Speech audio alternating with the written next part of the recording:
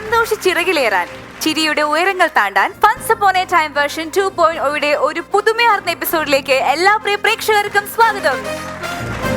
കോമഡിയുടെ ഉസ്താദുമാരെ വേദിയിലേക്ക് സ്വാഗതം ചെയ്യുകയാണ്. Let me first welcome Ramesh Pisharody, the talented actor Senthil Krishna. Okay, let's start with our first performance. Stand-up performance വയത്തുന്നു Thomas from Kolenchery.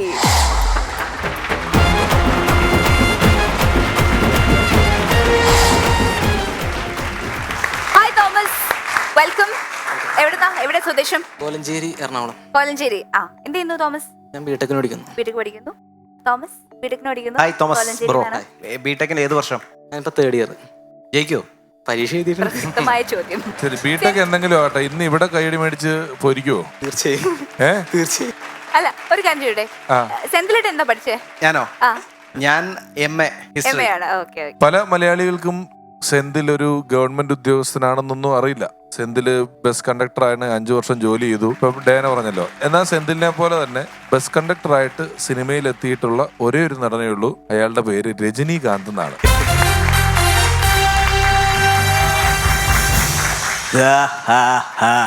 கணா, என் பேர் மாணிக்கம். எனக்கு இன்னொரு பேர் இருக்கு, பாஷா. மாணிக் பாஷா.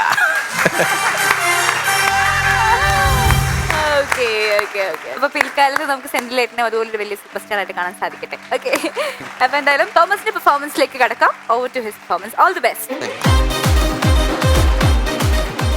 ഹലോ, നമസ്കാരം. എൻ്റെ പേര് തോമസ് എന്നാണ്. ഞാനൊരു ബിടെക് സ്റ്റുഡൻ്റ് ആണ്. ഞാൻ ഇവിടെ 2 പ്രാവശ്യം പരിപാടി അവതരിപ്പിച്ചിട്ടുണ്ടായിരുന്നു. ഇവിടെ ഓഡിയൻസ് ആരെങ്കിലും എൻ്റെ പരിപാടി കണ്ടിട്ടുണ്ടോ?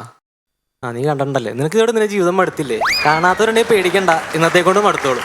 പിഷാടി ചേട്ടൻ തന്നെ വളരെ ഗതികെട്ടിട്ടാണ് എൻ്റെ പെർഫോമൻസ് കണ്ടത്. ഇന്ന് ഞാൻ പറയണു, ഇവിടെ ആദ്യം ആങ്കർ ഉണ്ടായിരുന്നു. എൻ്റെ പെർഫോമൻസ് കണ്ടാണ് രാജി വരെ വെച്ച് പോയത്. എൻ്റെ ഈ ബിടെക് ലൈഫും ഇവിടുത്തെ ഈ ഫൺസ് അപ്പോൺ ടൈമും തമ്മിൽ നല്ല ബന്ധമുണ്ട്. കാരണം എന്താണെന്ന് വെച്ചാൽ, ഞാനിവിടെ പറയണ കോമഡികളും എൻ്റെ പരീക്ഷയ്ക്ക് വന്ന റിസൾട്ടും രണ്ടും നല്ല പരാജയമാണ്. അതേപോലെ തന്നെ ഞാനുണ്ടല്ലോ, ജീവിതത്തിൽ ഒരു കല്യാണ വീഡിയോയുടെ പോലും ഷൂട്ടിങ്ങിന് പോകാത്ത ഞാൻ ജീവിതത്തിൽ ആദ്യമായിട്ട് ഷൂട്ടിങ്ങിന് വന്നത് ഇവിടെയാണ്. ഷൂട്ടിങ്ങിന് വന്നു കഴിഞ്ഞപ്പോൾ ആദ്യത്തെ ദിവസം ചെറിയൊരു കൺഫ്യൂഷൻ. രാവിലെ വന്നപ്പോൾ ആരാദ്യം കയറുന്നോ ചെറിയൊരു കൺഫ്യൂഷൻ. ഞാൻ ഇവിടുത്തെ ഗ്രൂമർ രതീഷ് ചേട്ടനോട് ചോദിച്ചു ആരാദ്യം കയറേണ്ടതെന്ന്. അപ്പോൾ രതീഷ് ചേട്ടൻ പറഞ്ഞു, ഒരു ആട്ടുംകാട്ടത്തെ 2ആയിട്ട് മുറിച്ചിട്ട് ഏത് ഭാഗം നല്ലതെന്ന് ചോദിക്കണ പോലെയാണ്, നിങ്ങൾ ആര് കയറിയാലും കണക്കാ എന്നും പറഞ്ഞ് കയറ്റി വിട്ടു. എന്തായാലും നല്ല പൊരിഞ്ഞ മത്സരമായിരുന്നു. യുക്രൈനും റഷ്യയും തമ്മിലുള്ള മത്സരത്തെക്കാളും വലിയ മത്സരമായിരുന്നു. എന്താണെങ്കിലും വലിയ അത്ഭുതമൊന്നും ഉണ്ടായിരുന്നില്ല. ഞാൻ തന്നെ തോറ്റു. ആദ്യമായിട്ടാ തോറ്റു എന്ന് പറഞ്ഞാൽ നല്ലൊരു കൈയടി കിട്ടണം. എന്തെങ്കിലും ആവട്ടെ, തോറ്റു കഴിഞ്ഞിട്ട്. പക്ഷെ എനിക്കന്ന് ചെറിയ വിഷമം ഉണ്ടായെങ്കിലും പുറത്തിറങ്ങി കഴിഞ്ഞപ്പോൾ ഇവൻ്റെ കുറേ കാലത്തൊരു സംശയം മാറി കിട്ടി. കാര്യം ഇവിടെ വരുന്നവരെന്തിനാണ് ഈ കോട്ട് ഇടുന്നതെന്ന്. കാര്യം പുറത്തിറങ്ങി കഴിഞ്ഞപ്പോൾ നല്ല മഴയായിരുന്നു. അതേ കോട്ട് തലവഴി ഇട്ടിട്ട് റെയിൻകോട്ട് ഇട്ടിട്ടാണ് വീട്ടിലേക്ക് പോയത്. വീട്ടിൽ ചെന്ന് കഴിഞ്ഞപ്പോൾ അച്ഛൻ അമ്മോട് പറഞ്ഞു കേട്ടു, സുമേ, ഇത് തോറ്റു വന്നിരിക്കുന്നു നിന്റെ മോൻ. അപ്പം തന്നെ ഞാൻ അച്ഛനെ തിരുത്തി. അച്ഛാ, തോറ്റിട്ടില്ല, 2ാം സ്ഥാനമുണ്ട്. അപ്പം അച്ഛൻ ചോദിച്ചു, എത്ര പേരുണ്ടായിരുന്നു? 2 പേര്. നാണമില്ലടാ. അപ്പോൾ കുറച്ച് ദിവസം കഴിഞ്ഞപ്പോൾ പരിപാടി ടി വിയിൽ വന്നപ്പോൾ എൻ്റെ ഒരു ചൊറിയണ സുഹൃത്ത് എന്നെ വിളിച്ചിട്ട് പറഞ്ഞു, അതിനകത്തിപ്പോൾ പരിപാടി അവതരിപ്പിക്കണൊക്കെ വലിയ ഊളകളാണ്. അത് കഴിഞ്ഞിട്ട് പരിപാടി യൂട്യൂബിൽ വന്നപ്പോൾ ഞാൻ ചെയ്ത പരിപാടിയല്ലെന്ന് വെച്ച് ഞാൻ 2-3 കൂട്ടുകാർക്ക് അയച്ചു കൊടുത്തു. ഒരു കൂട്ടുകാരനെ അയച്ചു കൊടുത്ത വഴി അവൻ എന്നെ ബ്ലോക്ക് ചെയ്തു. വേറൊരുത്തനെ അയച്ചു കൊടുത്തപ്പോൾ അവൻ പരിപാടിയൊക്കെ കണ്ടിട്ട് അരമണിക്കൂർ കഴിഞ്ഞ് മെസ്സേജ് അയച്ച്, അളിയാ സൂപ്പർ പരിപാടിയാണ്, നിന്റെ ഭാഗം ഒഴിച്ച്. അത് കഴിഞ്ഞിട്ട് വേറൊരു കൂട്ടുകാരനോട് ഞാൻ അയച്ചു കൊടുത്തിട്ട് പറഞ്ഞു, അളിയാ അതിൻ്റെ അടി നല്ലൊരു കമൻറ്റൊക്കെ ഇടണോ എന്ന് പറഞ്ഞു. അവനെ അതിൻ്റെ അടി കൊണ്ടുപോയിട്ട് തോമസ് വാട്ട് എ പെർഫോമൻസ് എന്നും പറഞ്ഞ് നല്ലൊരു കമൻറ്റൊക്കെ ഇട്ടു. അപ്പോൾ തന്നെ വേറൊരു ചേട്ടനിൻ്റെ അടി കൊണ്ടിട്ട് അവൻ്റെ കമൻറ്റിന് റിപ്ലൈ കൊടുത്തേക്കാണ്, അത് നീ പറഞ്ഞിട്ട് വേണ്ട, ഞങ്ങൾക്കറിയാം നല്ല വാട്ട പെർഫോമൻസ് ആയിട്ടുണ്ടെന്ന്. പക്ഷേ എനിക്ക് മനസ്സിലാവാത്തൊരു കാര്യം എന്താണെന്ന് വെച്ച് കഴിഞ്ഞാൽ, ഈ പരിപാടിക്ക് കിട്ടിയ ലൈക്കിനേക്കാളും ഈ വാട്ട പെർഫോമൻസ് ഉള്ള കമൻറ്റിന് എങ്ങനെ കിട്ടിയെന്നുള്ളതാണ്. പക്ഷേ ഒരു മഹാൻ പറഞ്ഞിട്ടുണ്ട്, life is all about A second chance. അതുകൊണ്ട് ഞാൻ 2ാമത്തെ ദിവസവും ഇവിടെ ഷൂട്ടിങ്ങിന് വന്നു. 2ാമത്തെ ദിവസം ഷൂട്ടിങ്ങിന് വന്നപ്പോൾ പെർഫോമേഴ്സ് തമ്മിൽ നല്ല തർക്കമാണ്. അപ്പോൾ ഞാൻ പറഞ്ഞു, എന്താട്ടാ വിഷയം എന്ന് ചോദിച്ചാൽ പറയാണ്, 2ാമത്തെ ദിവസം എൻ്റെ കൂടെ ആരാ മത്സരിക്കണേന്ന് അറിയാൻ വേണ്ടിയാണ് ഈ തർക്കം. അപ്പോൾ രതീഷ് ചേട്ടൻ പറഞ്ഞു, നമുക്ക് നറുക്കിടാന്ന്. പുള്ളി കുറച്ച് ബുദ്ധിമാനായതുകൊണ്ട് പുള്ളി എല്ലാ പേപ്പറിലും അന്ന് ആപ്പാടുണ്ടായിരുന്നൊരു പെൺകുട്ടിയായ ജോമി ചേച്ചിയുടെ പേര് എഴുതി ചേർത്തിട്ട് നറുക്കിട്ട് കയറ്റിയപ്പോൾ ജോമി ചേച്ചിയുടെ പേര് കിട്ടിയപ്പോൾ ജോമി ചേച്ചിയുടെ മുഖത്ത് സന്തോഷം കാണണമായിരുന്നു. അപ്പോൾ ജോമി ചേച്ചിക്ക് അറിയാം, കാരണം എൻ്റെ കൂടെ മത്സരിച്ച് കഴിഞ്ഞാൽ ആര് മത്സരിച്ചാലും ജയിക്കുന്നു. അതുകൊണ്ടാണ് ജോമി ചേച്ചിക്ക് അത്രയ്ക്കും വലിയ സന്തോഷമായിരുന്നു. അത് കഴിഞ്ഞിട്ട് ഞാൻ എന്തെങ്കിലും ആവട്ടെ എന്ന് പറഞ്ഞാൽ സ്റ്റേജിലേക്ക് കയറി കഴിഞ്ഞപ്പോൾ ഇവിടെ നല്ല വൃത്തിയാട്ടമാണ്. അപ്പോൾ ഞാൻ അവിടുത്തെ ചേട്ടന്മാരോട് ചെന്താട്ടം ഇങ്ങനെ മണമെന്ന് ചോദിച്ചപ്പോൾ പറയാണ്, നീയൊക്കെ കഴിഞ്ഞ ദിവസം അടിച്ച ചെളിവെള്ളം അടിച്ച് തൂത്ത് കളഞ്ഞാണ്. അത് കഴിഞ്ഞിട്ട് പെർഫോമൻസ് കഴിഞ്ഞു. ഓഡിയൻസ് റിസൾട്ട് എന്തായിരിക്കും? ഒന്നുമില്ലെങ്കിൽ ഞാൻ തോക്കും, അല്ലെങ്കിൽ ഞാൻ ജയിക്കില്ല. പക്ഷേ ഞാൻ ജയിച്ചു. ആദ്യം തോറ്റേന് നല്ല കൈ അടിച്ചാണല്ലോ, ഇപ്പം കൈ അടിക്കാൻ എന്താ പറ്റുള്ളൂ, ജയിച്ചാലേട്ടാ. അത് കഴിഞ്ഞിട്ട് പെർഫോമൻസ് കഴിഞ്ഞ് ഞാൻ ആ പ്രൈസും കൊണ്ട് നേരെ പുറത്തോട്ട് പോയത് ആ കണ്ടസ്റ്റൻസിന്റെ അടുത്തായിട്ടാണ്. രാവിലെ തർക്കിച്ച ചേട്ടന്മാരുടെ അടുത്ത്. അവരുടെ അടുത്ത് നിന്നിട്ട് ആ പ്രൈസ് എടുത്ത് മേശപ്പുറത്ത് വെച്ചിട്ട് ഞാൻ പതുക്കെ ഇങ്ങനെ തല ഉയർത്തി നോക്കി ഇങ്ങനെ സ്ലോ മോഷനിൽ ഉയർത്തിയപ്പോൾ ആദ്യത്തെ ചേട്ടൻ പറയാണ്, ഇന്ന് ഗ്രഹണമാണെന്ന് തോന്നുന്നു, കണ്ടാ ഞാഞ്ഞൂല് തല വെക്കണേ. അതിൻ്റെ അടുത്ത ചേട്ടൻ പറയാണ്, ഏതൊരു പട്ടിക്ക് അതിൻ്റെ ദിവസം ഉണ്ടെന്നാണല്ലോ, ഇന്ന് നിന്റെ ദിവസമാണെന്ന് തോന്നുന്നു. അതിൻ്റെ അടുത്ത ചേട്ടൻ പറയണം, നാണല്ല പെണ്ണുങ്ങളോടെ കളിച്ച് ജയിച്ചിട്ട് വലിയ ഷോ ഇറക്കാൻ. അതിൻ്റെ അടുത്ത ചേട്ടൻ പറയാൻ പോയപ്പോഴേക്കും ഞാൻ ഇവിടെ വാ പൊത്തി. അപ്പോഴത്തേക്കും രതീഷേട്ടൻ പുറത്തോട്ട് ഇറങ്ങി വന്നു. രതീഷേട്ടൻ പുറത്തോട്ട് ഇറങ്ങി വന്നപ്പോൾ ഞാൻ പറഞ്ഞു, കണ്ടാ? പുള്ളി പറഞ്ഞു, കണ്ടില്ല, കേട്ടു, പിശാരുടെ നല്ലത് കേട്ടു. ഇനി മേലെ ഇങ്ങനത്തെ കോമഡി ആയിട്ട് വന്നു കഴിഞ്ഞാൽ പ്രൈസ് എടുത്ത് തലക്കെട്ട് എറിയുമെന്നാണ് പറഞ്ഞേക്കണേ. അപ്പോൾ തന്നെ ഞാൻ പിന്നെ ഒന്നും മിണ്ടാൻ പോലെ ഞാൻ പ്രൈസ് കൊണ്ട് നേരെ വീട്ടിലേക്ക് പോയി. വീട്ടിൽ ചെന്ന് കഴിഞ്ഞപ്പോൾ അച്ഛൻ വലിയ ചങ്ങമ്പഴയുടെ ഫാനാന്ന് തോന്നുന്നു. അച്ഛൻ ഇങ്ങനെ പാടണ്ടായിരുന്നു, മലയപ്പൂലയന മാടത്തിൻ മുറ്റത്ത് മഴ വന്ന നാളൊരു വാഴ വെച്ചു, ആ വാഴയാണ് ആ ബൈക്കിൽ പോന്നുകൊണ്ടിരിക്കണേന്ന്. അപ്പോൾ വീട്ടിലൊരു വില കിട്ടില്ല എന്ന് മനസ്സിലാക്കി കഴിഞ്ഞപ്പോൾ ഞാൻ നേരെ ക്ലാസ്സിലേക്ക് വന്നു. ക്ലാസ്സിൽ ചെന്നപ്പോൾ ടീച്ചർ പറഞ്ഞു, തോമസ് അതിൻ്റെ പരിപാടി സൂപ്പറായിട്ടുണ്ട്, പക്ഷേ കഴിഞ്ഞ ദിവസം ഒന്ന് അസൈൻമെൻറ്റ് വെച്ചായിരുന്നോ? ഇല്ല. പിന്നെ ആയത് 2 മിനിറ്റ് സ്റ്റാൻഡപ്പ് ആയിരുന്നില്ല, സ്റ്റാൻഡ് ഔട്ട് സൈഡ് ക്ലാസ് ആയിരുന്നു. പിന്നെ അത് കഴിഞ്ഞ് എൻ്റെ പരിപാടി ടി വിയിൽ വരാൻ കുറച്ച് വൈകി. അന്വേഷിച്ചപ്പോഴാണ് മനസ്സിലായത്, എഡിറ്റിങ്ങിൻ്റെ സമയത്ത് ഇവിടുത്തെ എഡിറ്ററും പുള്ളിയുടെ 2 സഹായികളും എന്നെ 2 തമാശ കേട്ടിട്ട് അത്യാവശ്യം നിലയിൽ ICUലാണ്. പക്ഷേ പരിപാടി ടി വിയിൽ വന്നു. ടി വിയിൽ വന്നപ്പോൾ എൻ്റെ ചൊറിയണ സുഹൃത്ത് വീണ്ടും വിളിച്ചിട്ട് പറഞ്ഞു, അളിയാ എൻ്റെ പരിപാടി കൊണ്ട് എനിക്ക് ചിരി നിർത്താൻ പറ്റില്ല. എന്ത് ചിരിക്കാൻ തുടങ്ങിയാലും നിർത്താൻ പറ്റുള്ളൂ. അത് കഴിഞ്ഞിട്ട് 2 ദിവസം കഴിഞ്ഞ പരിപാടി യൂട്യൂബിൽ വന്നപ്പോഴാണ് യൂട്യൂബർക്ക് ബുദ്ധിയാണെന്ന് മനസ്സിലായത്. കാര്യം എന്താണെന്ന് വെച്ച് കഴിഞ്ഞാൽ അവർ അന്ന് തന്നെ ഡിസ്ലൈക്ക് ബട്ടൺ എടുത്ത് കളഞ്ഞു. അല്ലെങ്കിൽ ഡിസ്ലൈക്കിൻ്റെ കാര്യത്തിൽ അത് ചരിത്രം സൃഷ്ടിക്കാൻ പോകുന്ന ഒരു വീഡിയോ ആണെന്ന് എനിക്ക് അന്ന് മനസ്സിലായി. അപ്പോൾ എനിക്ക് സ്റ്റാൻഡപ്പ് തന്നെ ആകെ വെറുത്തു. സ്റ്റാൻഡപ്പ് എത്ര വെറുത്തു എന്ന് പറഞ്ഞാൽ ടീച്ചർമാർ സ്റ്റാൻഡപ്പ് എന്ന് പറഞ്ഞപ്പോൾ ഞാൻ എണീക്കാത്ത അവസ്ഥയായി. പിന്നെ 2 ആഴ്ച സസ്പെൻഷൻ കിട്ടിയപ്പോൾ ശരിയായി. അപ്പോൾ ഇത് അവസാനിക്കുമ്പോൾ 3ാമത്തെ പ്രാവശ്യം ഇവിടെ വന്നത് എന്നാന്ന് വെച്ച് കഴിഞ്ഞാൽ ഇവിടെ വന്നിട്ട് 3ാമത് നല്ലൊരു പെർഫോമൻസ് ചെയ്ത് എന്നൊരു നല്ല പേരുണ്ടാക്കാമെന്ന് വെച്ചിട്ടാണ് വന്നത്. പക്ഷേ ഇന്ന് കണ്ടിട്ട് ഇന്ന് വീട്ടിൽ പോകുമ്പോൾ വൈകുമെന്ന് തോന്നുന്നു. കാരണം എന്താണെന്ന് വെച്ചാൽ പിഷാടി ചേട്ടൻ ആ പ്രൈസ് എടുത്ത് തന്നെ തലക്കെട്ട് ഇറങ്ങി ചോര വന്ന് ആശുപത്രി പോയി സമയം എടുക്കും. അപ്പോൾ എന്താണ് താങ്ക് യു. നല്ല പെർഫോമൻസ് ആയിരുന്നു. തോമസേ, കഴിഞ്ഞ തവണത്തെ വരവുകളാണ് ഇത്തവണത്തെ ഇനം. അടുത്ത തവണത്തേക്കുള്ള ഇനം ഉണ്ടാക്കാൻ വേണ്ടി വന്നതാണോ ഇത്തവണ? ഗംഭീര പ്രകടനമായിരുന്നു തോമസ്. ഈ മറ്റാരെയും തൊടാതെ തമാശ പറയുക എന്ന് പറയുന്നൊരു കാര്യമുണ്ടല്ലോ. വേറെ ആരെ പറ്റിയും പറയാതെ ആദ്യം അവനവനെ അങ്ങ് ചാരിയിട്ട് അവനവനെ കുറിച്ച് എത്ര പറയാമോ എന്തൊക്കെ പറയാമോ അതെല്ലാം പറഞ്ഞിട്ടാണ് തോമസ് തമാശകൾ ഉണ്ടാക്കിയതും പറഞ്ഞിട്ടുള്ളതും എല്ലാം തന്നെ അത്യാവശ്യം നല്ല ചിരി വരുന്ന തരത്തിലുള്ള, പ്രത്യേകിച്ച് ഈ ഒരു ചുറ്റുപാടിൽ ഈ പരിപാടിയുമായി ബന്ധപ്പെട്ടുള്ള തമാശകളൊക്കെ ആയിരുന്നു. വളരെ നന്നായിരുന്നു. തോമസ് ബ്രോ അടിപൊളി, ഗംഭീരമായിട്ട് സ്വന്തമായിട്ട് ട്രോളി അതിൽ മറ്റുള്ളവരെ ചിരിപ്പിച്ച് അങ്ങനെ ഒരു ആനന്ദം കണ്ടെത്തുന്ന ആളാണല്ലേ. അടിപൊളി. ഫ്രണ്ട്സ് തോമസിനെ കളിയാക്കാറുണ്ടോ? ഞാൻ തന്നെ കളിയാക്കും, സ്വന്തമായിട്ട് കളിയാക്കും. ഫ്രണ്ട്സ് കളിയാക്കാതിരിക്കാനുള്ള ഏറ്റവും നല്ല വഴി അവൻ പറഞ്ഞതിന് 5 മിനിറ്റ് മുമ്പ് നമ്മൾ അടിക്കാന്നുള്ളതാണ്. അവൻ പറയാൻ അവസരം കൊടുക്കരുത്. അതിന് മുമ്പ് തന്നെ നമ്മൾ തന്നെ ആദ്യം തന്നെ ഇത് പ്രശ്നമെന്ന് പറഞ്ഞാൽ ഇവന്റെ പ്രശ്നം കഴിഞ്ഞല്ലോ. ഇവർക്ക് കൂടിപ്പോയാൽ എന്ത് പറയാൻ പറ്റും? ഇത് പ്രശ്നമെന്ന് പറയാൻ പറ്റും. തുടക്കത്തിൽ ഇത് പ്രശ്നമെന്ന് നമ്മൾ പറഞ്ഞു കഴിഞ്ഞാൽ നാക്കടപ്പന. പിന്നെ വേറെ ഐറ്റം അവന് തല ഉണ്ടാക്കണം, എന്തേലും ഒരെണ്ണം കണ്ടുപിടിക്കണമെങ്കിൽ. ഞാനൊക്കെ ഇത് പണ്ട് വളരെ കാര്യമായിട്ട് ഉപയോഗിച്ച് വിജയം കണ്ടെത്തിയിട്ടുള്ള ഇനങ്ങളിൽപ്പെട്ട ഒന്നാണ്. വളരെ സന്തോഷം നമ്മുടെ ഫ്ലോറിൽ എത്തിയതിൽ. വീണ്ടും വരണം. അടുത്തതായി എത്തുന്ന standup comedian Binu Kodannur.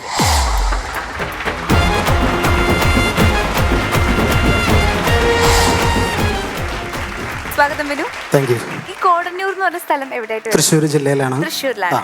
Okay. എന്ത് ചെയ്യുന്നു ബിനു? ഞാനിപ്പോ കൃഷിപ്പണിക്കാണ്. ഓട്ടോറിക്ഷയാണ് ഓടിക്കേണ്ടിരുന്നത്. ഈ ലോക്ക്ഡൌൺ ഒക്കെ ആയപ്പോൾ അതിനുശേഷം പിന്നെ ഈ കൃഷിപ്പണിയിലേക്ക് ഇറങ്ങി. കൃഷിയിൽ സജീവമാണ്. ബിനു കൃഷിപ്പണിയിൽ സജീവം എന്ന് പറയുമ്പം ബിനു പാട്ടത്തിന് സ്ഥലം എടുത്ത് കൃഷി ചെയ്യുന്നുണ്ടോ അതോ ബിനു സ്വന്തം സ്ഥലത്ത് കൃഷി ചെയ്യണോ? ഇല്ല ചേട്ടാ, നമ്മള് വേറെ സ്ഥലത്ത് പണിക്ക് വിളിക്കുമ്പോ നമ്മൾ അവിടെ പോയി അങ്ങനെ അവിടെ പോയിട്ട് കൃഷി ചെയ്യണം, സ്വന്തം സ്ഥലത്തായിട്ട് ചെയ്യുന്നതല്ല. അല്ലല്ല. ഇപ്പൊ ഓട്ടോ ഓടിച്ചിരുന്നു എന്ന് പറഞ്ഞു. ഈ കൃഷിയും അതായത് മണ്ണിൽ പണി എന്ന് പറയുന്ന ഒരു പരിപാടിയിൽ ആക്റ്റീവായിട്ട് നിൽക്കുന്നു. നമ്മുടെ ഇവിടെ വരുന്ന ആളുകൾ ഞാൻ പലപ്പോഴും ശ്രദ്ധിച്ചിട്ടുള്ളത് ഏതെല്ലാം ജീവിതത്തിന്റെ മേഖലകളിൽ നിന്നാണ് വരുന്നത് എന്നുള്ളതിന്റെ ഒരു വലിയ അത്ഭുതമുണ്ട്. വലിയ റിട്ടയർഡ് ആയിട്ടുള്ള അധ്യാപകർ തൊട്ട് കൊച്ചു കുട്ടികൾ മുതൽ പലതരത്തിൽപ്പെട്ട ജോലികൾ ചെയ്യുന്നവർ മുതൽ ഇപ്പോ കൃഷി ചെയ്യുന്ന ആൾക്കാർ ഉൾപ്പെടെയുള്ള ആൾക്കാർ വന്നു. എപ്പോഴാണ് ഒരു കോമഡി എനിക്ക് വഴങ്ങും, ഞാൻ കോമഡി പറയാൻ തോന്നിയ പോയിന്റ് എപ്പോഴാണ്? ഞാൻ ഈ ഓട്ടോറിക്ഷ ഓടിച്ച് കൊണ്ട് നടക്കുന്ന സമയത്തൊക്കെ ഞങ്ങൾ ചെറുതായിട്ട് ചെറിയൊരു ട്രൂപ്പ് ഉണ്ട്, മിമിക്രി ട്രൂപ്പൊക്കെ ഉണ്ട്. നമ്മുടെ കുറച്ച് കൂട്ടുകാരന്മാരൊക്കെ ആയിട്ട് അപ്പൊ ചെറുതൊക്കെ പരിപാടികളൊക്കെ ഞങ്ങൾ ചെയ്യാറുണ്ട്. അപ്പൊ ഈ സ്റ്റാൻഡപ്പ് കോമഡി കണ്ടു കഴിഞ്ഞപ്പോൾ എനിക്ക് ഈ പരിപാടിയിൽ വരണമെന്ന് വളരെ ഇഷ്ടമായിരുന്നു. അങ്ങനെയാണ് ഇതിലേക്ക് എത്തിയത്.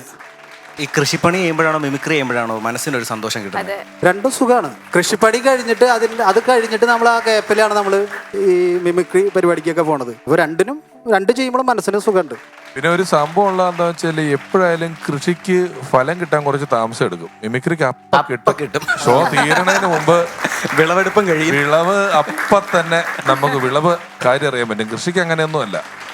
ഓക്കെ, അപ്പം നമുക്ക് ബിനു കോടന്നൂരിന്റെ സ്റ്റാൻഡപ്പ് പെർഫോമൻസ് കാണാം. All the best. ഫൺസ് fun time എന്ന പരിപാടി കണ്ട് അതിലെ നമ്മുടെ കേശവ മാമന്റെ പാരഡി പാട്ട് കേട്ട് ഇപ്പൊ എന്ത് പാട്ട് പാടുമ്പോഴും പാരഡി ആയിട്ട് വരണം. അപ്പൊ അതുകൊണ്ട് ഞാൻ 2 വരി പാട്ട് പാടുകയാണ്. ഇത് കേശവ മാമന് വേണ്ടി ഡെഡിക്കേറ്റ് ചെയ്യാണ്. രാമേട്ടൻ മോളല്ലേടി നീ എൻ്റെ പണ്ടത്തെ ലൈനല്ലേ, രാമേട്ടൻ മോളല്ലേടി നീ എൻ്റെ പണ്ടത്തെ ലൈനല്ലേ, നാട്ടാരു കണ്ടു നിൽക്കേ അന്ന് നീ നാടൻ കെടുത്തിയില്ലേ, നാട്ടാരു കണ്ടു നിൽക്കേ അന്നു നീ എന്നെ നാടൻ കെടുത്തിയില്ലേ. സ്റ്റാൻഡപ്പ് കോമഡി അവതരിപ്പിക്കാൻ ഒരുപാട് ഇഷ്ടമുള്ള ഒരാളാണ് ഞാൻ. ഒരു സ്റ്റാൻഡപ്പ് കോമഡി എങ്ങനെ അവതരിപ്പിക്കണം, എന്തിനെ കുറിച്ച് അവതരിപ്പിക്കണം എന്ന് വെച്ചിട്ട് ഇങ്ങനെ ആലോചിച്ച് നിൽക്കുന്ന നേരത്താണ് പെട്ടെന്ന് എൻ്റെ കൂട്ടുകാരനെ കുറിച്ച് എനിക്ക് ഓർമ്മ വന്നു. നേരെ ഞാൻ അവൻ്റെ വീട്ടിൽ പോയി. ഞാൻ അവൻ്റെ വീട്ടിലേക്ക് കയറി ചെല്ലുമ്പോൾ അവൻ 4 കാലും ഇരിക്കുകയാണ്. അപ്പം നിങ്ങൾ വിചാരിക്കുക എൻ്റെ കൂട്ടുകാരന് 4 കാലം. ഞാൻ ഉദ്ദേശിച്ചത് 4 കാലുള്ള കസേരമേ 2 കാലുള്ളവൻ ഒരു കാല് കയറ്റിച്ചിരിക്കും. ചെന്ന വഴിക്ക് ഞാൻ അവനോട് പറഞ്ഞു, നിന്നെ കുറിച്ച് ഒരു സ്റ്റാൻഡപ്പ് കോമഡി അവതരിപ്പിക്കുന്നതുകൊണ്ട് നിനക്ക് എന്തെങ്കിലും ബുദ്ധിമുട്ടുണ്ടോ എന്ന് ചോദിച്ചു. അവൻ പറഞ്ഞു, നീ ധൈര്യമായിട്ട് പോയി അവതരിപ്പിച്ചോ, വേണമെങ്കിൽ എന്നെ പറ്റിയിട്ട് കുറച്ച് സംഭവങ്ങളൊക്കെ എക്സ്ട്രാ കയറ്റി പറഞ്ഞോളാൻ പറഞ്ഞു. ഞാൻ ഇവന്റെ കാര്യങ്ങളൊക്കെ അത്രത്തോളം കുറച്ച് പറയാം എന്ന് വിചാരിച്ചുകൊണ്ടിരിക്കുകയാണ്. പിന്നെ വേറൊരു കാര്യം കൂടി അവൻ പറഞ്ഞു, നീ അവിടെ പോയിട്ട് എന്നെ കുറിച്ച് സ്റ്റാൻഡപ്പ് കോമഡി അവതരിപ്പിക്കുമ്പോൾ ദൈവം തമ്പുരാനെ ഓർത്ത് നീ എൻ്റെ പേര് പറയരുതെന്ന് പറഞ്ഞു. അതുകൊണ്ട് മാത്രം ഞാൻ ഇന്നിവിടെ സുനിയുടെ പേര് പറയില്ല. അല്ലോ സുനിയെ ചതിച്ചറ അറിയാണ്ട് നിന്റെ പേര് എൻ്റെ വായിൽ വന്നു പോയി. അല്ല, ഈ മാത്രമല്ല, നമ്മുടെ നാട്ടിൽ സുനി ഒരുപാട് സുനിമാരുണ്ട്. അതിലേതെങ്കിലും ഒരു സുനിയാന്ന് വിചാരിച്ചോളൂ. ഓട്ടോറിക്ഷ ഓടിക്കുന്ന സുനി ഞാൻ പറഞ്ഞിട്ടില്ലല്ലോ, രാഘവേട്ടൻ്റെ മോൻ സുനിയെന്ന് ഞാൻ പറഞ്ഞിട്ടില്ലല്ലോ, എന്നെ കൊന്നാ പോലും ഞാൻ പറയില്ല. അപ്പൊ ഇന്ന് ഞാൻ പറയാൻ പോണത് ഈ സുനിയെ കുറിച്ചാണ്. സുനിയുടെ വീട്ടിൽ സുനിക്ക് ഒരു അച്ഛനും ഒരു അമ്മയുണ്ട്. അച്ഛൻ ഹൗസ് ഹസ്ബൻഡാണ്, അമ്മയ്ക്ക് ബാർബർ ഷാപ്പിൽ മുടിവെട്ടുന്ന പണി. സുനിക്കൊരു പ്രത്യേകതയുണ്ട്. സുനിക്ക് ഒരു പ്രത്യേകത ഇല്ല കേട്ടാ, ഒരുപാട് പ്രത്യേകതയുള്ള ആളാണ് സുനി. പക്ഷെ സുനിയുടെ ഒരു പ്രത്യേകതയാണ് ഞാൻ ഇന്നിവിടെ പറയാൻ പോണത്. സാധാരണ നമ്മുടെ മുകളിലെ 4 പല്ലും അടിയിലെ 4 പല്ലാണ് പറഞ്ഞു പോകാറുള്ളത്. അപ്പൊ നിങ്ങൾ വിചാരിക്കും ബാക്കിയുള്ള പല്ലൊക്കെ പറയാണ്ടാണ് പോകുന്നത്. ഞാൻ ഉദ്ദേശിച്ചത് പറഞ്ഞു പോയിട്ട് വന്നിട്ടുള്ള സുനിയുടെ വായേലെ 4 4 8 പല്ലെന്ന് പറഞ്ഞ് എന്തോ ഇവന്റെ വായയിൽ ഇരിക്കാൻ തീരെ ഇഷ്ടമില്ലാത്ത ലെവലിലാണ് ഇതൊക്കെ മുളച്ചു വന്നിട്ട്. ഒരു പല്ല് അങ്ങോട്ട് തിരിഞ്ഞിരിക്കുന്നു, ഒരു പല്ല് ഇങ്ങോട്ട് തിരിഞ്ഞിരിക്കുന്നു, ഒരു പല്ല് ചെരിഞ്ഞിരിക്കുകയാണ്. സുനി പല്ല് തേക്കണ കാണാൻ ഭയങ്കര രസമാണ്. നമ്മൾ സുനി പല്ല് തേക്കണ ലോങ്ങിൽ നിന്ന് കണ്ടു കഴിഞ്ഞാട്ടില്ല. ഈ സ്കൂളുകളൊക്കെ അടുക്കും തോറും റോഡുകളിൽ ഇങ്ങനെ അടുപ്പിച്ച് കമ്പിടും. അതുമോടെ ഓട്ടോറിക്ഷ ചാടണമാരാണ് ഇവന്റെ കൈ കെടുത്ത് പല്ല് തേക്കാൻ വെച്ച് ഇറക്കിയ. ഇവന് ഒരു ബ്രഷ് ഒരാഴ്ചയ്ക്ക് പല്ല് തേക്കാൻ പറ്റുള്ളൂ. ഒരാഴ്ച ഈ ബ്രഷ് കൊണ്ട് പല്ല് തേക്കുമ്പോഴേക്കും ഈ ബ്രഷിന്റെ നാരുകൾ ഇങ്ങനെ പൂ വിരിഞ്ഞമായിട്ട് വിരിഞ്ഞു. പൂവിന്റെ കാര്യം പറഞ്ഞപ്പോഴാണ് എനിക്ക് പെട്ടെന്ന് ഓണത്തെ കുറിച്ച് ഓർമ്മ വരുന്നത്. ഓണം എന്ന് പറയുമ്പോൾ നിങ്ങൾക്ക് പെട്ടെന്ന് ഓർമ്മ വരുന്നത് എന്താണ്? ഞാൻ പറയട്ടെ, ഓണക്കളിയും ഓണസന്ധ്യയും ഓണപ്പൂക്കളൊക്കെ അല്ലേ. പക്ഷെ എനിക്ക് ഓണം എന്ന് പറയുമ്പോൾ പെട്ടെന്ന് ഓർമ്മ വരുന്നത് തൃക്കാക്കരപ്പനെയാണ്. ഓണത്തിന് നമ്മൾ തൃക്കാക്കരപ്പന വെക്കും. എങ്ങനെ വെക്കുക? ഒരു നാക്കല എടുത്തിട്ട് അതിന്റെ നടുക്ക് തുമ്പക്കടക്കി വെച്ചിട്ട് അതിലൊരു തൃക്കാക്കരപ്പന വെക്കും. കൂടെ നമ്മളൊരു അട വെക്കും. ഈ അടയാണ് ഞാനിപ്പോൾ ഈ പറഞ്ഞുകൊണ്ടിരിക്കുന്ന കഥയിലെ നായകൻ.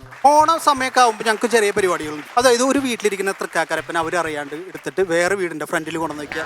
അവരുടെ വീട്ടിലെ തൃക്കാക്കരപ്പന തൊട്ടപ്പുറത്തെ വീടിന്റെ ഫ്രണ്ടിൽ കൊണ്ടുവന്ന് വയ്ക്കുക. ഇങ്ങനെയുള്ള ചില കലാപരിപാടികൾ ഞങ്ങൾ ചെയ്യാറുണ്ട്. എന്താണെന്ന് അറിയില്ല, ആ സമയമാകുമ്പോൾ കയ്യിനൊക്കെ ഒരു കിരിക്കിരിപ്പാണ്, ഒരു അലർജി മരണം ചെയ്തില്ലെങ്കിൽ ഒരു സുഖം ഉണ്ടാവില്ല. എൻ്റെ ഓർമ്മ ശരിയാണെങ്കിൽ 1900 കുറച്ച് കൊല്ലം മുന്നേ ഉത്രാടത്തിന് ഇന്ന് രാത്രി ഒരു 11 മണിക്ക് ശേഷം ഞാനും ഈ പറഞ്ഞ സുനിയും പിന്നെ നമ്മുടെ കുറച്ച് കൂട്ടുകാരന്മാരും കൂടി ചെറിയൊരു കമ്പനിയൊക്കെ കൂടി വന്നതിന് ശേഷം ഒരു വീടിന്റെ ഫ്രണ്ടിലിരിക്കുന്ന തൃക്കാക്കരപ്പന നാക്കലോട് കൂടി തന്നെ എടുത്തിട്ട് വേറൊരു വീടിന്റെ ഫ്രണ്ട് ഡോറിന്റെ ഫ്രണ്ടിൽ കൊണ്ടു വെച്ചു. അവർ നേരം വെളുക്കുമ്പോൾ കണ്ടോട്ടെന്ന് വെച്ചിട്ട് അങ്ങനെ ഞങ്ങൾ എല്ലാവരും അവരവരുടെ വീടുകളിൽ പോയി കിടന്നുറങ്ങി. പിറ്റേ ദിവസം, അതായത് എൻ്റെ വീടിന്റെ തൊട്ടപ്പുറത്ത് താമസിക്കുന്ന ശാന്തിച്ചിര് പൂവങ്കോഴി കൂവിയത് കൊണ്ടാണോ എന്ന് എനിക്കറിയില്ല, നേരം വെളുത്തു. പതിവ് പോലെ തന്നെ ഞാൻ കാലത്തെണീറ്റ് കണ്ണാടയിൽ നോക്കിയിട്ട് എൻ്റെ രൂപം കണ്ട് പേടിച്ച് നിൽക്കണം നേരത്തെ എൻ്റെ വീടിന്റെ ഫ്രണ്ടിൽ കൂടെ കുറേ ആളുകൾ ഇങ്ങനെ ഓടണം. ഈ കാര്യം മനസ്സിലായില്ല. ഞാൻ വീണ്ടും നോക്കി, അപ്പോൾ ഒരു വല്യമ്മ ഇങ്ങനെ നടന്നു പോകണം. ഞാൻ ആ വല്യമ്മേരെ അടുത്ത് പോയിട്ട് ചോദിച്ചു, എന്താ വല്യമ്മ ഇങ്ങനെ നടന്നു പോകണമെന്ന് ചോദിച്ചു. ഇട്ടത്തെ വഴിക്ക് വല്യമ്മ എന്നെ ഒരു ഒറ്റ ആട്ട.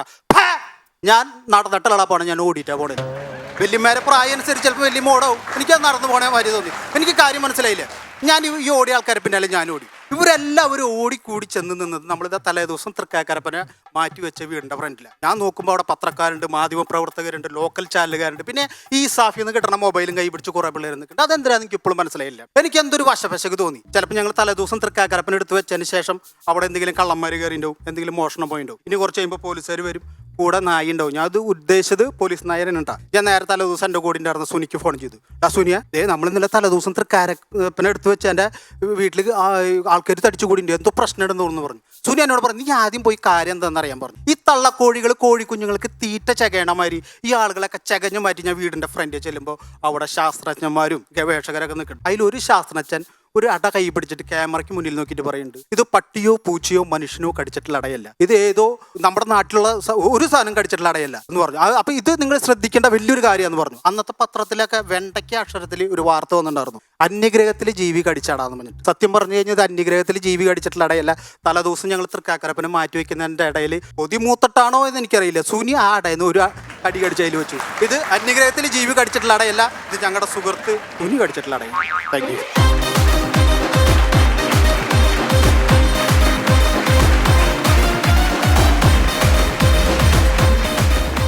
വിനു, ശരിക്കും short sweet and witty performance എങ്ങനെയിരുന്നു ചേട്ടന്മാരെ? ഗംഭീര പ്രകടനമായിരുന്നു. നിങ്ങൾ എന്തൊക്കെയോ നാട്ടിൽ ചെയ്ത കാര്യങ്ങളൊക്കെ കൂടിയാണ് തമാശയായിട്ട് പറഞ്ഞത്.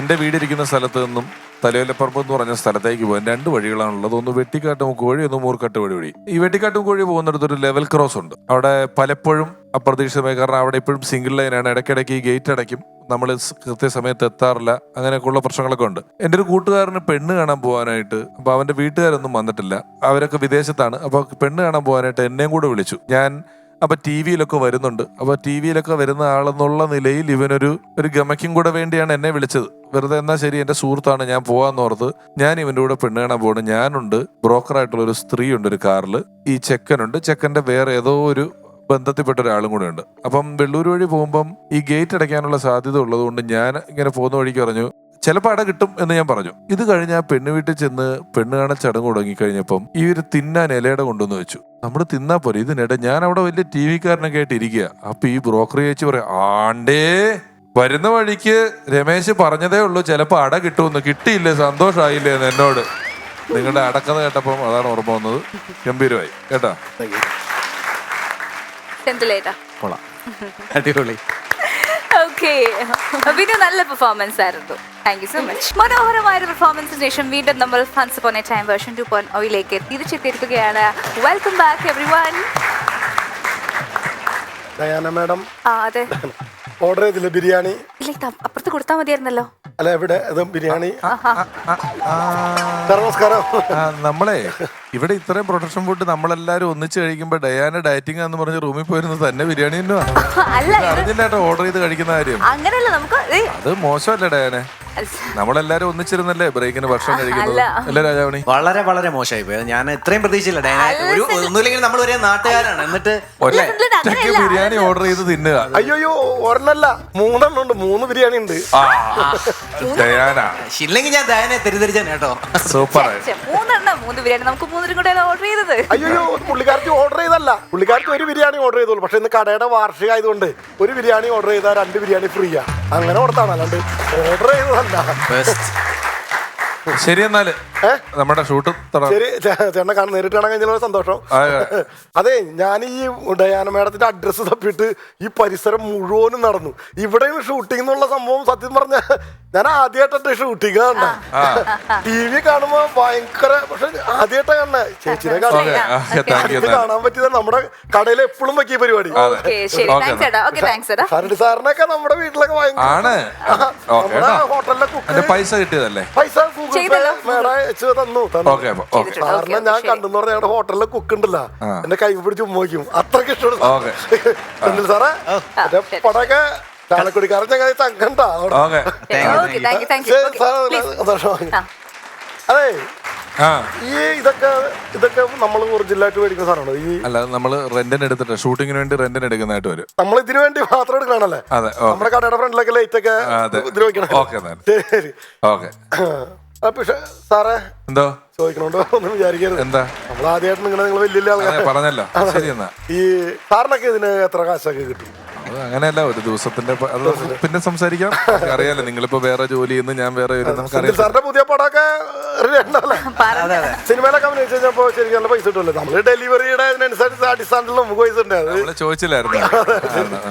ശരി, എന്നാ അത് ഈ കൊച്ചിനൊക്കെ പൈസ വല്ലതും കൊടുക്കണ്ട, വല്ലതും കൊടുക്കുമോ? അല്ല, കൊടുക്കും. കൊടുക്കാറുണ്ടോ? നമ്മുടെ നാട്ടിൽ ഇതുപോലെ നല്ല നല്ല കുട്ടികളൊക്കെ ഉണ്ട്. ഓക്കെ, എന്നാൽ ഞാൻ ബുദ്ധിമുട്ടില്ല. ബുദ്ധിമുട്ടായില്ല, ഇതൊക്കെ നമ്മുടെ പരിപാടി കാണുന്ന ആൾക്കാരല്ലേ. Cover side Hari. അങ്ങനെ മറ്റൊരു മനോഹരമായ എപ്പിസോഡിലേക്ക് നമ്മൾ കടന്നിരിക്കുകയാണ്. വീണ്ടും ഗംഭീരമായ നമ്മളെ സത്യം ഞാൻ രണ്ടാമത് ബുദ്ധിമുട്ടിക്കാൻ കേട്ടാ. നമ്മള് TV കാണുമ്പോ ഇങ്ങനെ ഒരു ബോർഡ് കാണും, അതിന്റെ പുറകിൽ എന്തോരം വയറ ദൈവമേ, എന്തോരം ഇതൊക്കെ എത്ര ദിവസം കൊണ്ട് നിങ്ങൾ കൂട്ടിപ്പിരിച്ചൊക്കെ കുത്തി ഇതൊക്കെ ശരിയാക്കണേ. ഈ TV കാണുന്ന ആൾക്കാർക്കൊന്നും അതിന്റെ ബുദ്ധിമുട്ട് മനസ്സിലാവുള്ളൂ. മനസ്സിലായില്ല, ബുദ്ധിമുട്ട് മനസ്സിലാവുണ്ടല്ലോ. ബുദ്ധിമുട്ടിക്കരുത്. അങ്ങനെയല്ല, ഞാൻ വിഷമിക്കാൻ പറഞ്ഞല്ല, ഷൂട്ടാണല്ലോ. വേറെ സ്ഥലത്ത് ഫുഡ് കൊടുക്കാനില്ലേ, അതൊക്കെ ഇല്ല, ഞാൻ ചെയ്യില്ല ഇവിടെ. ഇല്ല പക്കത്തെത്തി സ്നേഹം കൊണ്ട് പറഞ്ഞു. തുടങ്ങിക്കൂടെ ഞാന്? അയ്യോ അതെ, ഒരു കാര്യം പറയാൻ പറഞ്ഞു.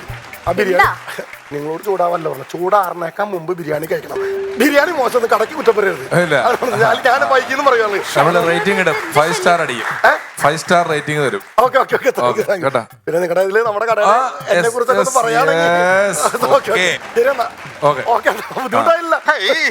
എന്താ ഇവിടെ വന്ന് നിൽക്കുക? എന്താ സാറേ? മോമിനോട് താനെന്ത് പണിയാ കാണിച്ചത്? ഞാൻ എന്ത് പണി സാറേ കാണിച്ചത്? മോമിനെ താനൊരു ബിരിയാണി കൊണ്ടുവന്ന് തന്നില്ലേ? മോമത് കഴിച്ചിരിക്കണു. കഴിക്കാനല്ലേ ബിരിയാണി തന്നേ? അതിലും മാംസം ഉണ്ട്. അതിന് നോൺ വെജിറ്റേറിയനാ. നോൺ വെജിറ്റേറിയൻ പിന്നെ മാംസം അല്ലാണ്ട് ഭസ്മം ഉണ്ടാവും. നോൺ വെജിറ്റേറിയനാ. നോൺ വെജിറ്റേറിയനാണ് തന്നേന്ന്. നോൺ വെജിറ്റേറിയനാണ്. നോൺ വെജിറ്റേറിയൻ ആണ് തന്നേന്ന്. പറഞ്ഞാലും മനസ്സിലാവണില്ലല്ലോ. നോൺ വെജിറ്റേറിയനാ. നോൺ വെജിറ്റേറിയനാ തന്നേ. നോൺ വെജിറ്റേറിയനാണ് പറഞ്ഞില്ലേ? അത് തന്നെ പറഞ്ഞു, നോൺ വെജിറ്റേറിയനാ തന്നേന്ന്. എടാ തിരുമേനി, ഒരു കാര്യം പറഞ്ഞേക്കാം. താൻ എന്റെ അടുത്ത് വന്നിട്ട് നോൺ വെജിറ്റേറിയൻ ആണ് പറഞ്ഞു, ഞാൻ നോൺ വെജിറ്റേറിയൻ തന്നു. താൻ പോയി കൈക്കൊടുത്ത് കേസ് കൊടുക്ക്. അല്ല പിന്നെ അതെ, ബുദ്ധിമുട്ടിച്ചെങ്കിൽ ക്ഷമിക്കുക. എന്താ കഥ എന്നറിയാവോ? ഇല്ല. നോൺ വെജിറ്റേറിയനാ. ഓ, അതായിരുന്നോ കാര്യം. തിരുമേനി, നോൺ വെജിറ്റേറിയൻ ആവുമ്പോ കുറച്ച് ചിക്കനൊക്കെ കാണും. എന്താ കഥ?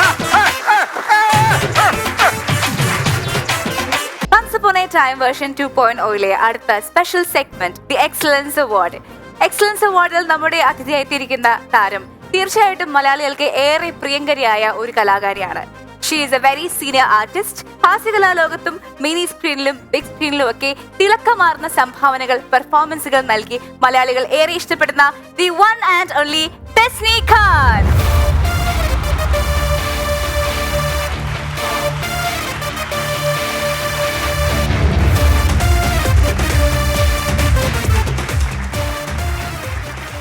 Welcome welcome.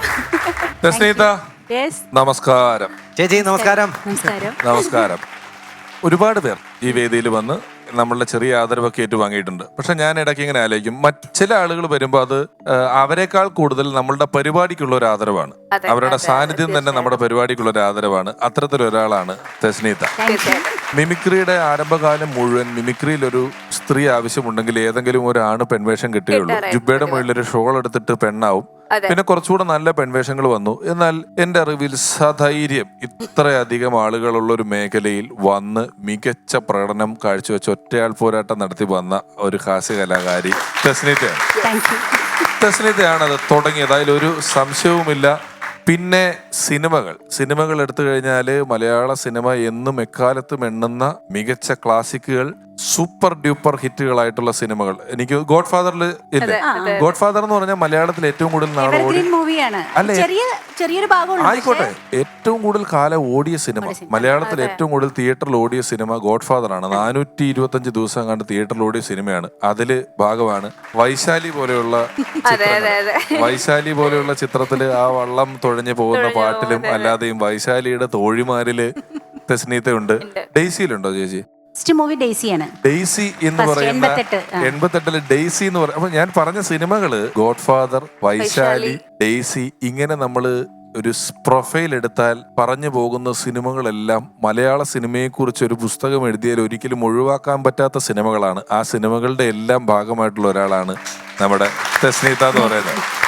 നമ്മള് ദിലീപേട്ടൻ, നാദിർഷ ആ സംഘത്തിലാണ് തെസ്നീതയുടെ തുടക്കം എന്ന് പറഞ്ഞെങ്കിലും അവർക്കൊന്നും കിട്ടാത്ത ചില ഭാഗ്യങ്ങൾ തെസ്നീതയ്ക്കുണ്ട്. ഇപ്പോ പത്മരാജൻ സാറിന് ഒരു സിനിമയിൽ അഭിനയിക്കാൻ ദിലീപേട്ടന് പറ്റിയിട്ടില്ല അല്ലേ? ഞാൻ വന്ന സമയത്ത് പടങ്ങളിലാണ് ഉണ്ട്. 3-ാം പക്കത്തിലില്ലേ ഞാൻ ഗന്ധർവൻ. അപ്പൊ വീണ്ടും അതൊക്കെ ഒരു ഫ്രണ്ട് വന്ന് നമ്മുടെ സ്റ്റാർട്ടിംഗ് ആണ് അതൊക്കെ. ആയിക്കോട്ടെ, ഞാൻ പറഞ്ഞ ആയിക്കോട്ടെ, ദിലീപേട്ടൻ ആദർശം ഇത് ചെയ്തിട്ടില്ലല്ലോ. അന്ന് തെസ്നീത്തല്ലേ അത് ചെയ്തുള്ളൂ. ഞാൻ പറഞ്ഞത് പത്മരാജൻ ചിത്രം, ഒരു ഭരതൻ ചിത്രത്തിൽ അഭിനയിക്കുക, ഇത്രയും പറഞ്ഞ ക്ലാസിക്കുകളായിട്ടുള്ള സിനിമകൾ അഭിനയിക്കുക, അത് കഴിഞ്ഞിട്ട് അഭിനേതാവ് എന്നുള്ള നിലയിൽ നിന്ന് തമാശയിലോട്ട് വന്നു കഴിഞ്ഞാൽ ഒരുപാട് തമാശകൾ അതങ്ങനെ എഴുതി വായിച്ചാൽ പെട്ടെന്ന് ചിരിക്കുന്നൊന്നുമില്ല. ഞാൻ ഇപ്പോഴും ആലോചിക്കുന്നത് ബ്യൂട്ടിഫുൾ എന്ന് പറയുന്ന സിനിമയില് കന്യക എന്ന് പറയുന്ന കഥാപാത്രം, ഇതൊക്കെ എനിക്കപ്പോ ഒരു മൂഡുണ്ടായില്ല എന്ന് പറഞ്ഞിട്ടൊരു പോകുന്ന സീൻ തിയേറ്ററിൽ എന്തൊരു കൈഡിയായിരുന്നു ഇത് ചെയ്തിട്ടെന്നറിയാമോ. അങ്ങനെ ദൈവത്തിന്റെ സ്വന്തം ക്ലീറ്റസിലും മമ്മൂക്കയുടെ തൊട്ടടുത്ത് പോയി നിന്നും മമ്മൂക്കനെ വെല്ലുവിളിച്ചിട്ട് പോകുന്ന ഒരു വേഷം ചെയ്ത് കണ്ടിട്ടുണ്ട്. അങ്ങനെ എത്ര വേഷങ്ങൾ, എത്ര സിനിമ കഴിഞ്ഞു സുനീത? ഏകദേശം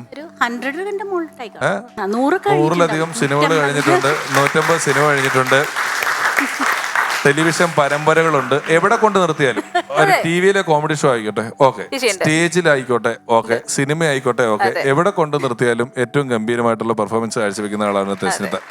ആ കാലഘട്ടത്തിലെ ഒരു ഓർമ്മകൾ എന്തെങ്കിലും ഉണ്ടോ?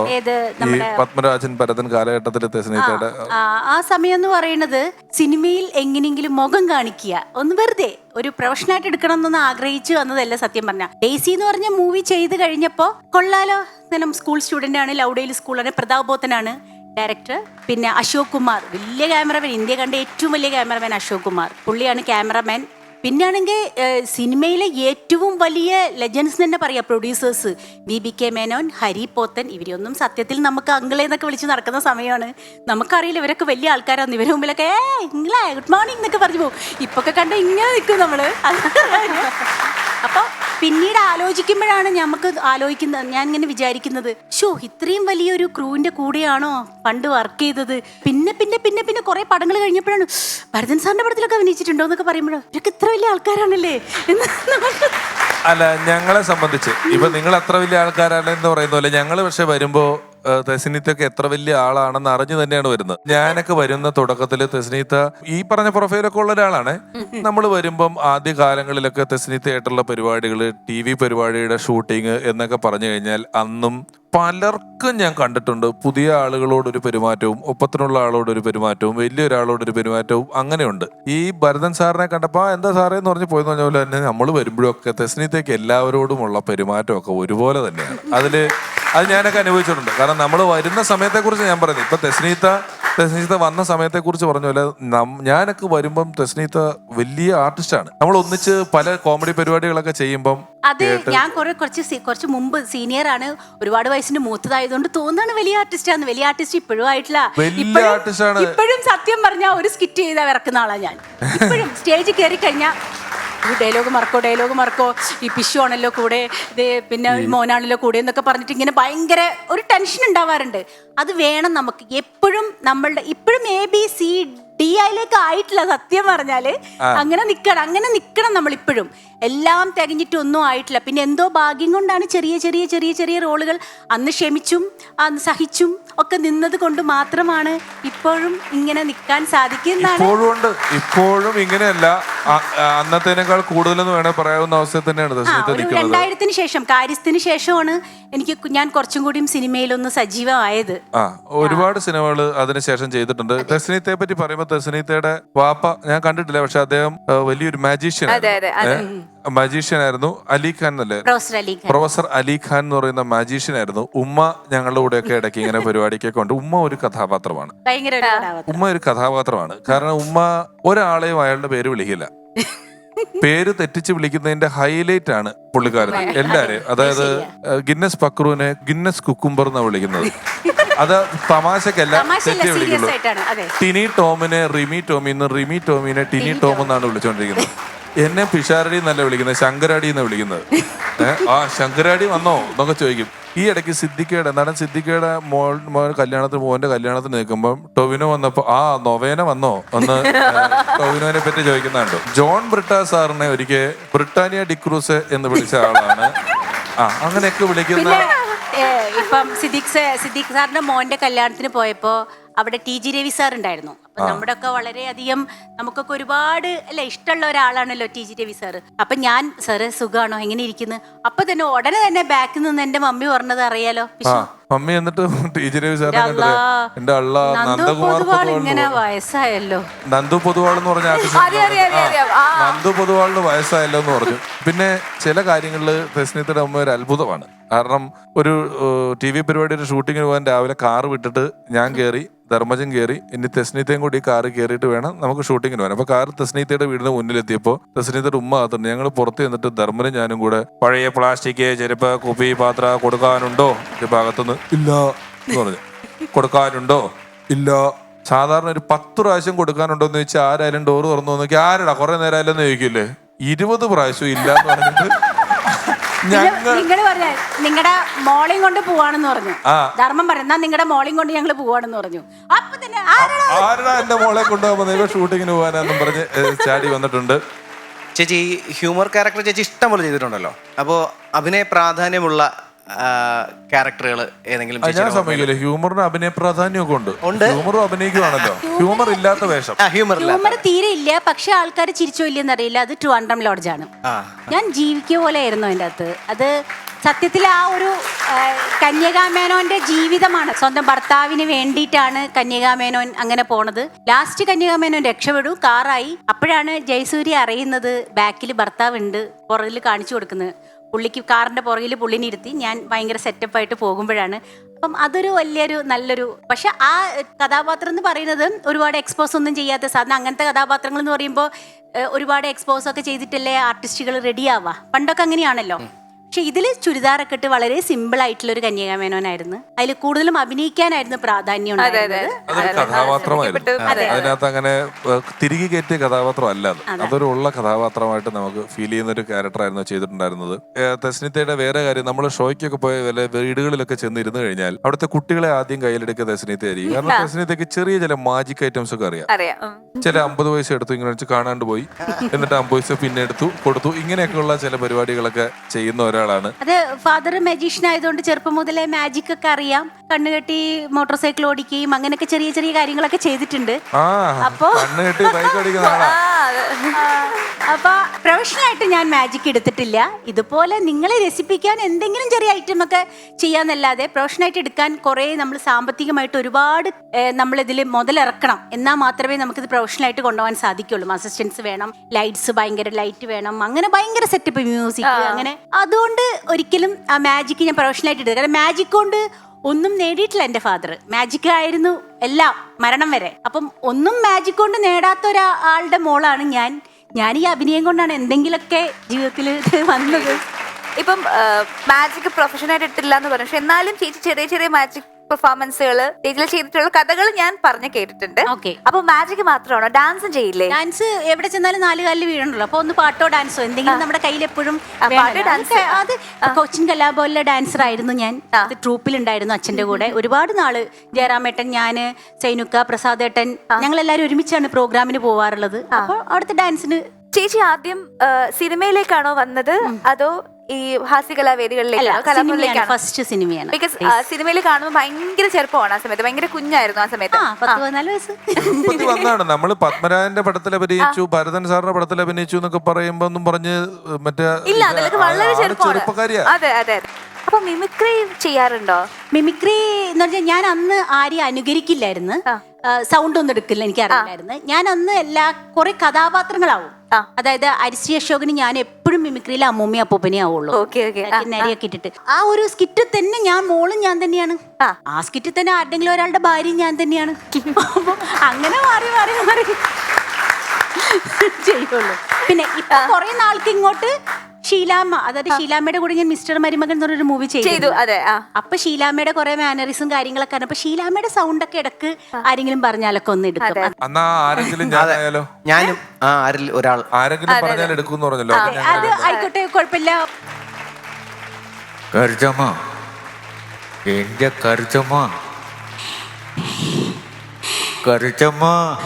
എന്റെ കൊച്ചു മുതലാളി,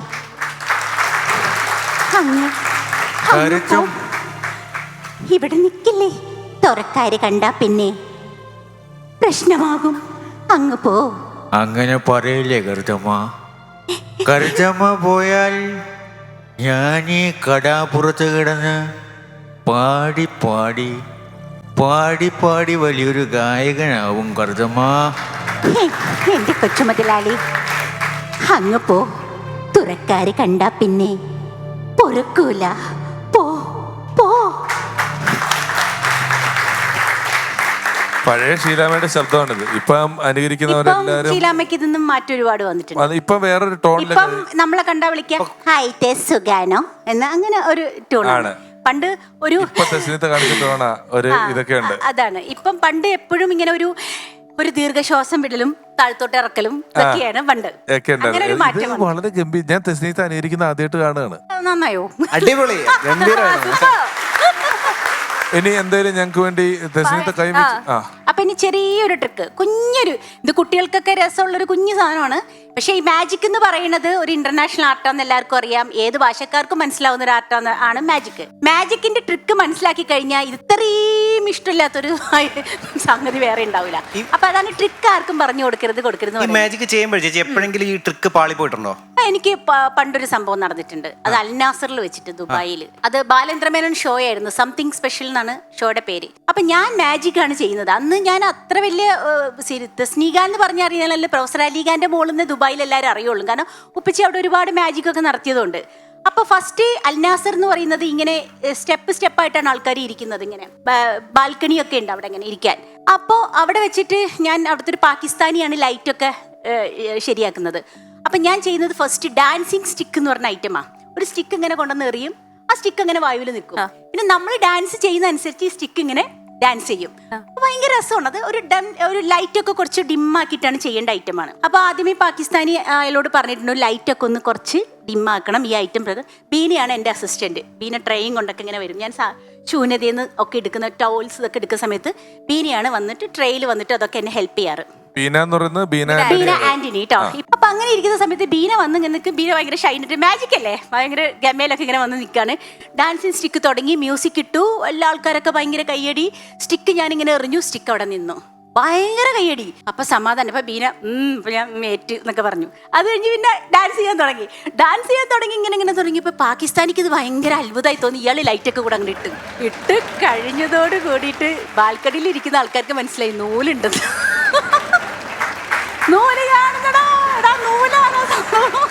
ലാസ്റ്റ് പിന്നെ വേഗം വലിച്ചെടുത്തു. ഞാൻ ഓടി. പിന്നെ നോക്കുമ്പോ ഇവളെ കാണുന്നില്ല, ഇവള് ഓടി.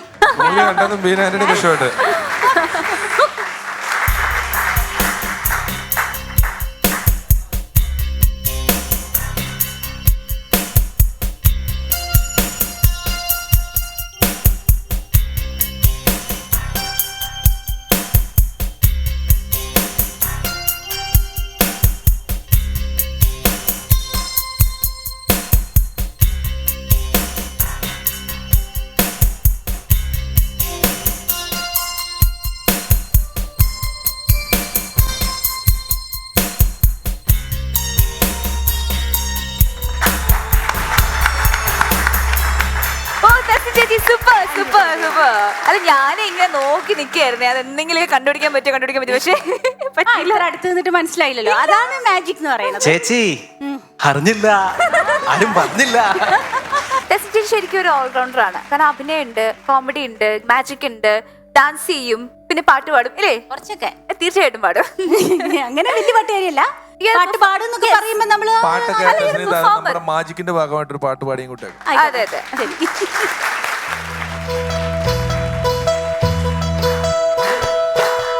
കദളി ചെങ്കദളി ചെങ്കദളി പൂവേണോ, കവിളിൽ കുമതമുള്ളൊരു പൂവേണോ പുകാര. കദളി ചെങ്കദളി ചെങ്കദളി പൂവേണോ, കവിളിൽ കുമതമുള്ളൊരു പൂവേണോ പുകാര.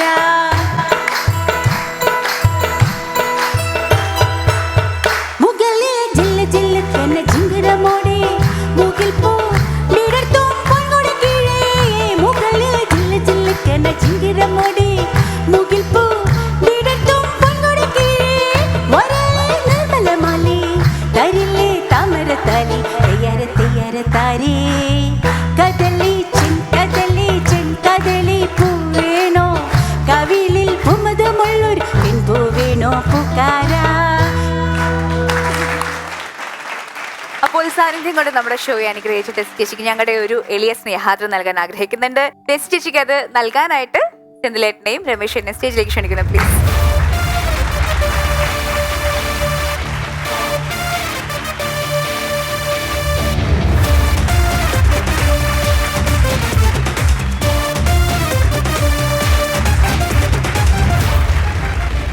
തെസ്നി ഖാൻ, ഞങ്ങളുടെയൊക്കെ തെസ്നീത്ത വൺസ് അപ്പോൺ എ ടൈം പോലെ ഒരു പരിപാടിയിൽ വന്നതുകൊണ്ടാണ് നമുക്ക് മലയാളത്തിലെ എണ്ണം പറഞ്ഞ കുറെ പ്രതിഭകളുടെ പേരും സിനിമകളുടെ പേരും ഒക്കെ ഇന്നത്തെ എപ്പിസോഡിൽ പറയാൻ പറ്റുന്നത്. അത്രയധികം നാൾ കലാമേഖലയിൽ ശക്തമായി നിൽക്കുന്നു. കഴിഞ്ഞ വർഷത്തേക്കാൾ കൂടുതൽ മികച്ചതായി ഈ വർഷം നിൽക്കുന്നു. അങ്ങനെയാണ് തെസ്നീത്തയുടെ കലാലോകത്തുള്ള യാത്ര. വ്യക്തിപരമായി അറിയാവുന്ന ആളെന്ന നിലയിൽ ഞാനൊക്കെ മനസ്സിൽ വിചാരിക്കുന്ന ഒരു കാര്യമുണ്ട്. തെസ്നീത്ത ഇതുവരെ ഈ കഴിഞ്ഞ നമ്മൾ ഇത്രയും കാലം പറയുന്ന കാലവും കാണിച്ചതിനപ്പുറമുള്ള പ്രതിഭാവിലാസങ്ങൾ കാണിക്കാൻ പോകുന്ന ഒരു കലാകാരിയാണ്. ആ പ്രകടനങ്ങൾ ഇനിയും മലയാള സിനിമയും മലയാളികളുമൊക്കെ കാണാൻ കിടക്കുന്നതേ ഉള്ളൂ എന്നൊരു വിശ്വാസത്തിലാണ് ഞാൻ ഓരോ തവണയും തെസ്നീത്തയെ കാണുന്നത്. തെസ്നീത്ത ഏതെങ്കിലും ഒരു സിനിമയിൽ ഏതെങ്കിലും ഒരു TV പരിപാടിയിൽ ഇനം നന്നായില്ല ഇന്ന് പറയേണ്ട അവസ്ഥയിൽ ഇതുവരെ ഒന്നും തന്നെ ചെയ്തിട്ടുള്ള ഒരാളല്ല. അവരുടെ എല്ലാ പ്രകടനങ്ങളും നല്ലതാണ്. നിങ്ങൾ വേണമെങ്കിൽ പരിശോധിച്ച് നോക്കിക്കോളൂ. എല്ലാ പ്രകടനങ്ങളും വളരെ ഗംഭീരമായി ചെയ്തിട്ടുള്ള ഒരു മികച്ച പ്രതിഭയാണ്. സാന്നിധ്യം കൊണ്ട് വൺസ് അപ്പോൺ എ ടൈമിനെ അനുഗ്രഹിച്ച തെസ്നീത്തയോട് നന്ദി പറയുന്നു. ഒപ്പം ഞങ്ങളുടെ ഭാഗത്ത് നിന്നുള്ള ചെറിയ ഒരു ആദരവ്.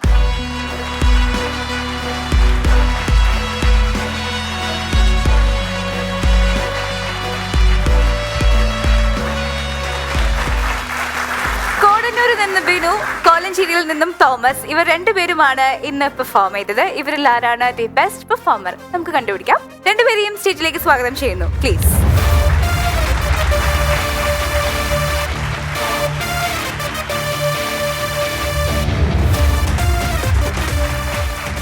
കൊടന്നൂരുകാരനായ ശ്രീ ബിനു സുനി എന്ന് പറയാതെ പറഞ്ഞ മുഹൂർത്തങ്ങളൊക്കെ വളരെ നല്ലതായിരുന്നു. തോമസ് ഇവിടെ വന്നിട്ടുണ്ടായ അനുഭവങ്ങളാണ് കൂടുതലും പറഞ്ഞത്. എങ്കിലും തമാശകളുടെ എണ്ണം കണക്കാക്കുമ്പോൾ കൂടുതൽ തമാശകൾ പറഞ്ഞ് ഇന്ന് ബെസ്റ്റ് പെർഫോമർ ആയത് തോൽക്കുമെന്ന് ഉറപ്പുണ്ടായിരുന്ന തോമസ് ആണ്.